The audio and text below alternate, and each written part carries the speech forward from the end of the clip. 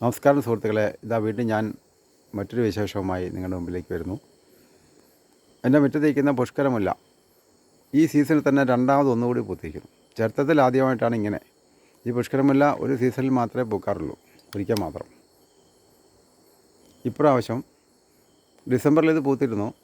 അപ്പോൾ ഞാനൊരു വീഡിയോ ഇട്ടിട്ടുണ്ടായിരുന്നു. ഇപ്പോൾ ഇതാ ജനുവരി ഇന്ന് 18ആണ്. ജനുവരി 18 ഇതാ വീണ്ടും പൂത്തു. ആദ്യമായിട്ടാണ് ഇങ്ങനെ.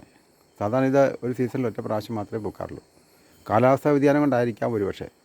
ഏതായാലും സുഗന്ധത്തിന് കുഴപ്പമൊന്നുമില്ല, നല്ല സുഗന്ധമുണ്ട്. പക്ഷേ പൂവിന് വലിപ്പക്കുറവാണ്. ഡിസംബറിൽ പൂത്തപ്പം പൂവിന് നല്ല വലിപ്പമുണ്ടായിരുന്നു. എല്ലാ ഇലകളും പൊഴിഞ്ഞിട്ടാണ് പൂത്തത്. ഇപ്രാവശ്യം ഡിസംബറിന് ശേഷം കുറച്ച് ഇല അതിന് മുകളിൽ വന്നിരുന്നു. ബാക്കിയെല്ലാം പൊഴിഞ്ഞിട്ട് വീണ്ടും ഇതാ എല്ലാം പൂവായി. അടിയിലത്തെ കമ്പിലും പോകുന്നുണ്ട്. നല്ല സൈറ്റാണ്. എന്ത് സുഗന്ധമെന്നറിയാം അതിൻ്റെ ചുട്ടി നിൽക്കുമ്പോൾ. രാത്രിയിലെടുത്താലേ ഇതിനെ യഥാർത്ഥ ഭംഗി കിട്ടുള്ളൂ. അതുകൊണ്ട് ഞാനിങ്ങനെ രാത്രിയിലെടുക്കുന്നത്. പകൽ സൂര്യവെളിച്ചത്തിൽ ഇതിൻ്റെ ഭംഗി പോകും. എന്താ രസം! ഈ പ്രദേശത്തെല്ലാം ഇതിൻ്റെ സുഗന്ധമാണ്. മുറിക്കകത്ത് വരെ 2ാം നിലയിൽ വരെ എത്തുന്നു.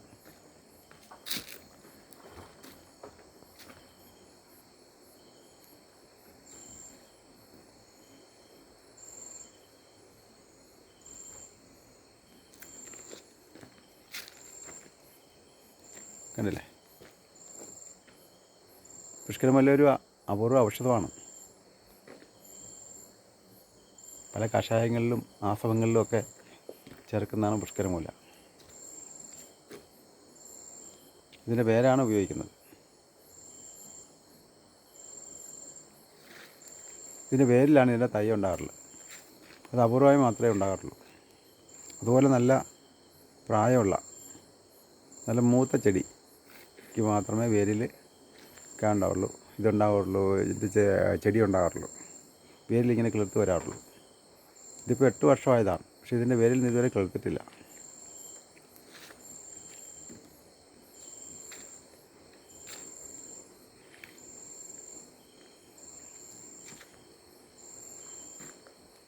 ഇതിന് പൂ മാത്രമേ ഉള്ളൂ, കായൊന്നും കാണുന്നില്ല.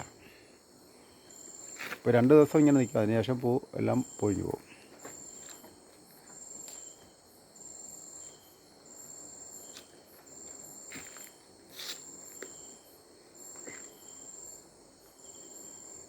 ഈ സീസണിൽ 2ാമത്തെ പൂവ് ആദ്യമായിട്ട്.